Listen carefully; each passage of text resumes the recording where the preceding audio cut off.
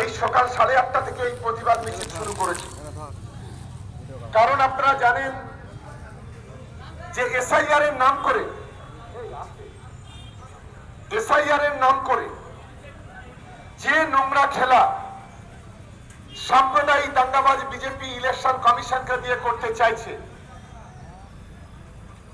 এবং যেভাবে গোটা বাংলা জুড়ে কোটি কোটি মানুষকে যেভাবে হয়রানি করছে, স্বাধীন ভারতবর্ষে এই ধরনের হিটলারি মনোভাব ভারতবর্ষের কোন ইলেকশন কমিশন, ভারতবর্ষের কোন সরকার এই ধরনের হিটলারি মনোভাব কখনো দেখায়নি। কারণ আপনারা জানেন সারা বাংলার যে সমস্ত সংখ্যালঘু অধ্যুষিত বিধানসভা আছে, বিশেষ করে মুসলিম সংখ্যালঘুরা যেখানে বসবাস করে, সেই সমস্ত সংখ্যালঘু বিধানসভাগুলো বেছে নিয়েছে এই হিটলার ইলেকশন কমিশন এবং প্রতিদিন একটার পর একটা লিস্ট বানাচ্ছে। কোনো গভর্নমেন্ট অর্ডার নেই, কোনো জিও নেই, হোয়াটসঅ্যাপের ইলেকশন কমিশন হোয়াটসঅ্যাপে নাম পাঠিয়ে দিচ্ছে, হোয়াটসঅ্যাপে অর্ডার পাঠিয়ে দিচ্ছে, যা ভারতবর্ষের গণতন্ত্র, ভারতবর্ষের সংবিধান বিরোধী। আমরা যারা ক্যানিং পূর্বের মানুষ, আমরা গতকাল আমি এআরও সাহেবকে জিজ্ঞাসা করলাম কত নাম ফিরে এসছে। তিনি গতকাল বললেন প্রায় ৮৩,০০০-এরও বেশি নাম ফেরত এসছে। আমাদের পাশে ভাঙড় বিধানসভাতে প্রায় ৮২,৩০০ মতো নাম ফেরত এসছে। সকালে কত হয়েছে জানি না। আমাদের দক্ষিণ ২৪ পরগনা জেলার মেটিয়াবুরুজ, সেখানে প্রায় ৯৫,০০০ নাম ফিরে এসছে। দক্ষিণ ২৪ পরগনা আরেকটা সংখ্যালঘু বিধানসভা মগরাহাট পশ্চিম, সেখানে প্রায় ৮০,০০০-এর কাছাকাছি নাম ফিরে এসছে। আমাদের পাশে ক্যানিং পশ্চিম বিধানসভা, গতকাল শুনছিলাম প্রায় ৮০,০০০-এর কাছাকাছি। ইলেকশন কমিশন পরিকল্পিতভাবে এই নোংরা খেলা খেলছে বিজেপি দালালি করে। তাই আজকের আমরা ক্যানিং পূর্ব বিধানসভায় আজ মানুষ প্রতিবাদে রাস্তায় নেমেছে। আমাদের একটাই দাবি, যারা ২০২৪ সালে ভোটাধিকার প্রয়োগ করেছে তাদের নিঃশর্তে তাদের ভোটাধিকার প্রয়োগ করার অধিকার তাদেরকে দিতে হবে। আপনারা শুনলে অবাক হবেন, একটা বাপের যদি ৬টা ৭টা ৮টা ১০টা ছেলে মেয়ে থাকে, বলছে বাবার সঙ্গে ছেলের বয়সের তফাৎ।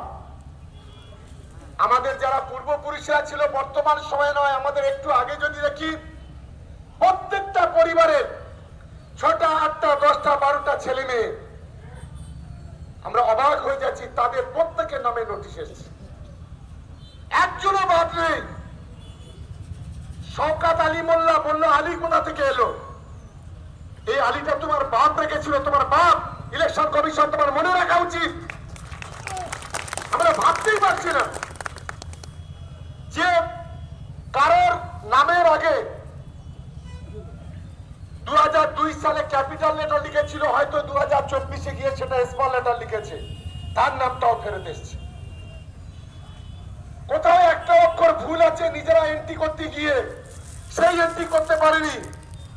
আরে মুসলিমদের নামরা উচ্চারণই করতে পারে না, কোথাও একটু ভুল আছে, তাদের নামে নোটিশ পাঠিয়ে দিয়েছে।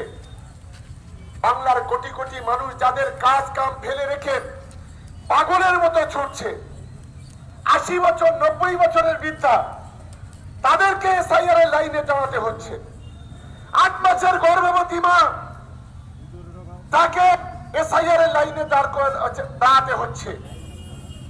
পঙ্গু মানুষ চলতে পারে না, হুইল চেয়ারে করে, তাদের এসআইআর এর লাইনে দাঁড়াতে হবে। বলছে ছবি না তুললে তুমি ভোটাধিকার পাবে না। সুপ্রিম কোর্ট বলল আধার কার্ডের বৈধতা দিতে হবে। এই গাদ্দার ইলেকশন কমিশন তারও বৈধতা দিচ্ছে না, বলছে ওটা সেকেন্ড আইডেন্টিটি, ওর কোনো আইডেন্টিটি নয়।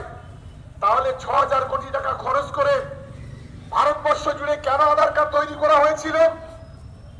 আসলে ঘটনাটা তা নয়, পরিকল্পনা করে বাংলার মুসলমানদের ভোট কাটো, বাংলার একটা অংশের হিন্দু ভাই বোনদের ভোট কেটে দাও, যাতে করে আগামী দিনে বাংলায় কংগ্রেসকে হারিয়ে বিজেপি ক্ষমতায় আসতে পারে, সেই মানসিকতা নিয়ে আজকে ইলেকশন কমিশন বিজেপির এই চামচাগিরি করছে। আমাদের লড়াইটা সেই জায়গায়। ওরা চাইছে আমরা বিজেপির কাছে মাথা নত করি, ওরা চাইছে আমরা ইলেকশন কমিশনের কাছে মাথা নত করি।